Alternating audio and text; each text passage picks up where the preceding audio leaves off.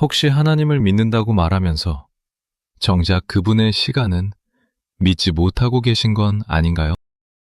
기도는 누구보다 간절하게 하는데 돌아서는 마음은 불안함으로 가득합니다. 기도를 시작하기도 전에 이미 머릿속에는 언제, 어떤 방식으로 응답이 와야 하는지 나만의 답안지를 다 작성해 두었으니까요. 내 계획대로 흘러가지 않는 1분 1초가 초조하고 아무 일도 일어나지 않는 이 정적이 마치 하나님이 나를 잊으신 것 같은 공백처럼 느껴지기도 합니다. 사실 당신의 이 조급함은 믿음이 없어서 생긴 문제가 아닐지도 모릅니다. 오히려 하나님을 너무 잘 믿기 때문에 생기는 아이러니일 수 있습니다. 그분이 전능하시다는 걸 알기 때문에 지금 당장이라도 일하실 수 있다는 걸 믿기 때문에 그래서 왜 지금은 아니냐고 더 따져묻게 되는 것이죠. 지금 이 순간 당신의 마음을 가장 조급하게 만들고 있는 기도의 제목은 무엇인가요?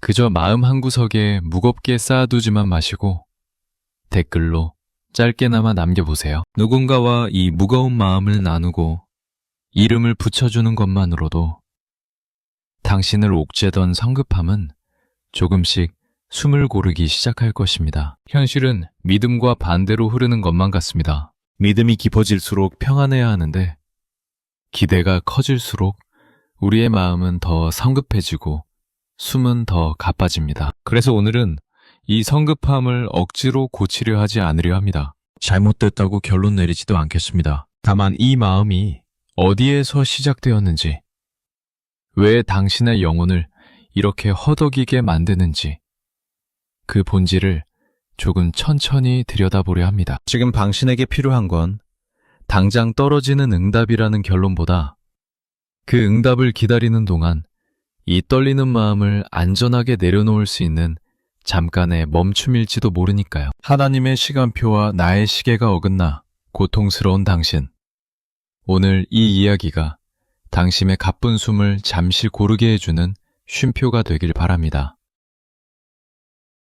당신은 요즘 느끼는 이 성급함은 단순히 성격이 급해졌기 때문도 아니고 신앙이 약해졌기 때문에 생긴 문제도 아닐 가능성이 큽니다. 오히려 지금 당신의 마음은 아직 끝나지 않은 상태를 오래 견뎌야 하는 상황 앞에 놓여 있고 그 시간을 어떻게 통과해야 할지 알지 못한 채 긴장 상태를 유지하고 있는 중에 가깝습니다. 사람은 완전히 실패했을 때보다 가능성이 남아있으면서도 결과가 보이지 않을 때 가장 불안해집니다. 그래서 조급함은 포기의 신호라기보다 여전히 기대하고 있고 놓지 못하고 있다는 신호에 가깝습니다. 요즘 당신은 기도를 하면서도 쉬지 못하고 있지 않습니까? 하나님께 맡긴다고 말은 하지만 마음속에서는 계속해서 속도를 확인하고 방향을 점검하고 혹시 내가 뭔가 잘못하고 있는 건 아닌지 스스로를 재촉하고 있을지도 모릅니다. 아무 일도 일어나지 않는 시간 앞에서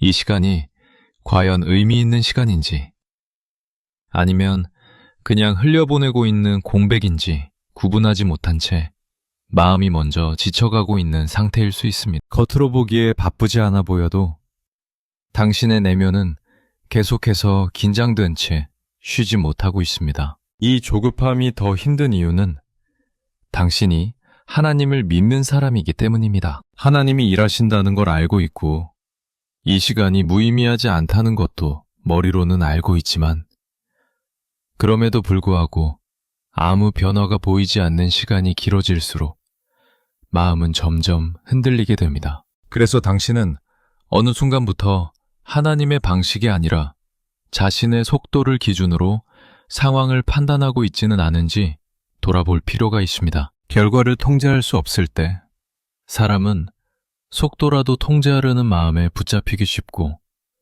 그 통제가 되지 않을 때 조급함은 불안으로 바뀝니다. 이 지점에서 중요한 건 이 마음을 정죄하지 않는 것입니다. 조급함을 느끼고 있다는 사실이 당신의 신앙이 잘못되었다는 증거는 아닙니다. 오히려 많은 경우 조급함은 하나님을 믿는 사람에게서 더 자주 나타납니다. 왜냐하면 믿는 사람일수록 이 시간이 그냥 흘러가는 시간이 아니기를 바라기 때문입니다. 이 시간이 분명히 어떤 의미를 가지고 있기를 바라기에 그 의미가 보이지 않을 때 더 힘들어집니다. 성경은 이런 상태의 사람에게 더 열심히 하라고 말하지 않습니다. 더 참으라고, 더 기도하라고 몰아붙이지도 않습니다. 오히려 이렇게 말합니다. 시편 46장 10절. 너희는 가만히 있어. 내가 하나님됨을 알지어다. 이 말씀은 멈추라는 명령이 아니라 속도를 낮추라는 초대에 가깝습니다. 지금 당장 결론을 내리지 않아도 되는 질문들을 잠시 내려놓고 판단을 유예하라는 요청입니다. 하나님이 일하고 계신다는 전제를 다시 회복하라는 말이지 아무것도 하지 말라는 말이 아닙니다. 조급함이 강해질수록 우리는 무엇을 더 해야 하는지를 찾지만 이 말씀은 무엇을 내려놓아야 하는지를 묻습니다. 당신의 삶은 당신이 잠시 속도를 늦춘다고 해서 무너지지 않습니다. 하나님은 당신이 초조해질 때만 일하시는 분이 아니고 당신이 숨을 고를 때 멈추는 분도 아닙니다. 지금 이 시간이 아무 일도 일어나지 않는 것처럼 보일지라도 당신의 안에서는 이미 마음의 균형을 다시 잡는 작업이 조용히 진행되고 있을지도 모릅니다. 이 파트에서는 조급함을 없애려고 애쓰지 않아도 됩니다. 다만 이 마음이 어디에서 시작되었는지를 이해하는 자리까지 오면 충분합니다. 다음 파트에서는 이 조급함이 반복해서 당신을 흔들 때 실제로 마음을 잠잠하게 붙들어줄 또 하나의 말씀으로 조금 더 깊이 들어가 보겠습니다. 조급함이라는 마음은 한번 이해했다고 해서 다시 올라오지 않는 성질의 것이 아닙니다. 오히려 상황이 조금만 흔들려도 아무 변화가 없어 보이는 시간이 며칠만 더 이어져도 아주 자연스럽게 다시 고개를 듭니다. 그래서 조급함을 없애는 법을 아는 것이 아니라 이 마음이 다시 올라올 때 무엇을 기준으로 붙잡을 것인가를 분명히 해두는 일입니다. 기준이 없으면 사람은 매번 같은 자리에서 같은 불안에 다시 붙잡히게 됩니다. 조급함이 반복될 때 당신의 마음속에서는 거의 비슷한 질문이 떠오를 가능성이 큽니다. 이렇게 가도 괜찮은 걸까? 내가 뭔가 놓치고 있는 건 아닐까? 왜 다른 사람들에 비해 나는 이렇게 느릴까? 이 질문들은 겉으로 보기엔 합리적인 점검처럼 보이지만 실제로는 대부분 지금 이 시간을 견디지 못하겠다는 신호에 가깝습니다. 그래서 이 질문들이 많아질수록 당신의 마음은 점점 더 지금이 아닌 미래에 매달리게 되고 현재의 숨은 점점 가빠집니다. 이때 성경은 조급한 사람의 사고방식을 아주 정직하게 다룹니다. 위로를 가장한 낙관도 아니고 무조건 참으라는 명령도 아닙니다. 오히려 이렇게 말합니다. 이사야 30장 15절. 너희가 돌이켜 안연히 처하여야 구원을 얻을 것이요 잠잠하고 신뢰하여야 힘을 얻을 것이거늘.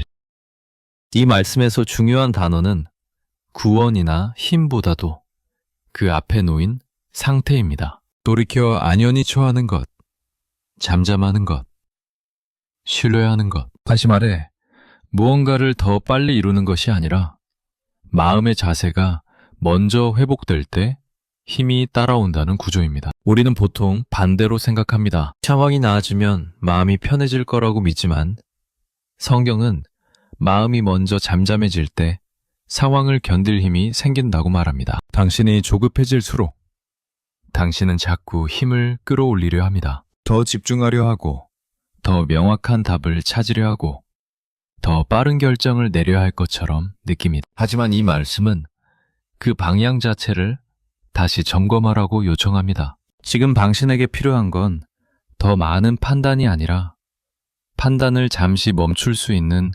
신뢰일지도 모른다는 것입니다. 여기서 말하는 신뢰는 막연한 긍정이나 현실 회피가 아닙니다. 괜찮을 거야 라고 스스로를 달래는 것도 아닙니다. 이 신뢰는 지금 당장 모든 것이 설명되지 않아도 이 시간이 완전히 통제 불가능한 혼란은 아니라는 사실을 받아들이는 태도에 가깝습니다. 하나님이 일하신다는 전제를 다시 마음의 중심에 두는 일입니다. 결과를 당겨오지 않고 속도를 재촉하지 않고 지금 이 자리에서 숨을 고르는 선택입니다. 조급함이 심해질수록 당신은 스스로를 더 몰아붙이기 쉽습니다. 믿는 사람인데 왜 이 정도도 못 기다리느냐고, 왜 이렇게 마음이 흔들리느냐고 자책하게 됩니다. 하지만 이 말씀은 당신을 다그치지 않습니다. 오히려 이렇게 말하는 것처럼 들립니다. 지금은 힘을 쓰는 시간이 아니라 힘을 회복하는 자리다.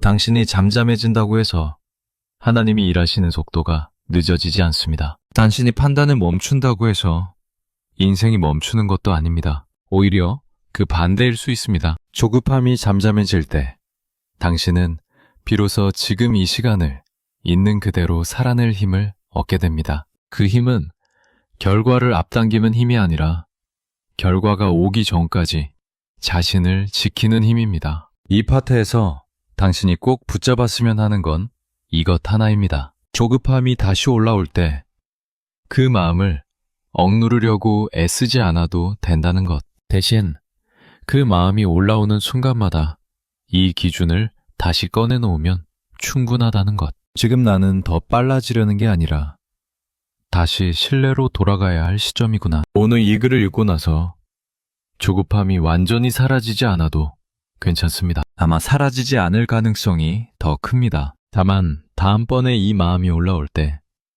당신이 예전보다 조금 더 빨리 알아차리고 조금 더 천천히 숨을 고를 수 있다면 그것으로 충분합니다. 그게 바로 조급함 속에서도 당신의 신앙이 실제로 작동하고 있다는 증거이니까요.